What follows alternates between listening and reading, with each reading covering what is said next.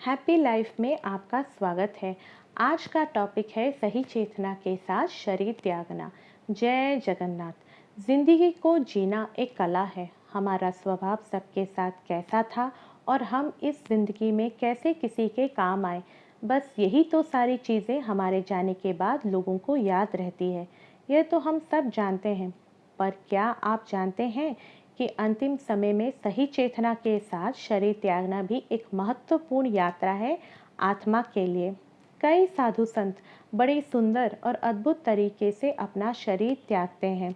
कई तो इच्छा मृत्यु भी लेते हैं, क्योंकि वे अपना जीवन ही नहीं मृत्यु को भी एक व्यक्तित्व बनाते हैं।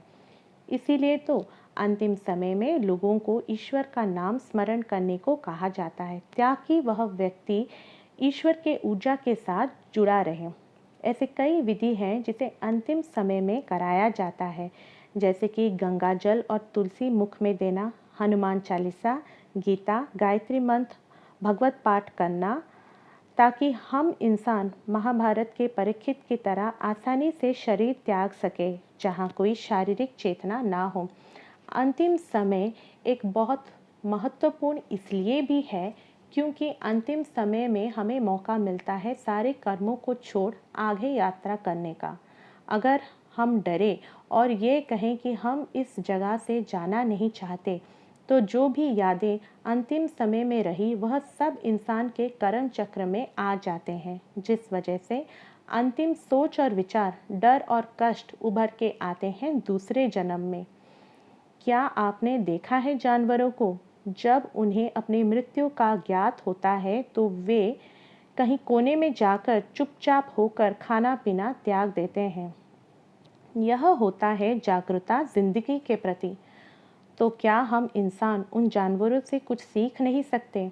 अभी आप कहेंगे कि किसी व्यक्ति को किसी ने बड़े हिंसक रूप से मार दिया या किसी की अचानक मृत्यु हो गई तो उसका क्या? पर यह तो बस हमारा देखने का नज़रिया है। हो सकता है कि वह व्यक्ति मरते और उस घटना के घटित होने के समय वह व्यक्ति बड़े शांतिपूर्ण से शरीर त्यागा हो। वहीं दूसरी ओर एक और व्यक्ति जो अंतिम समय में अपने परिजनों से घिरा हुआ हो सकता है कि उसकी एक भयानक, हिंसक और दर्दनाक मौत हुई हो। कहने का अर्थ यह है कि हम इस दुनिया से कैसे जाना चाहते हैं, यह हम पर निर्भर है। पहले कई लोग अपने सेवानिवृत्ति के बाद काशी चले जाते थे, क्योंकि उनका मानना था कि काशी की खूबसूरती और साधु संतों के ज्ञान और उनके सानिध्य से उनका अंतिम समय सहज से गुजर जाएगा।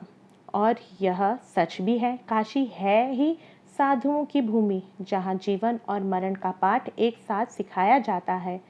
यह तो रहा चेतना के साथ शरीर त्यागने के बारे में।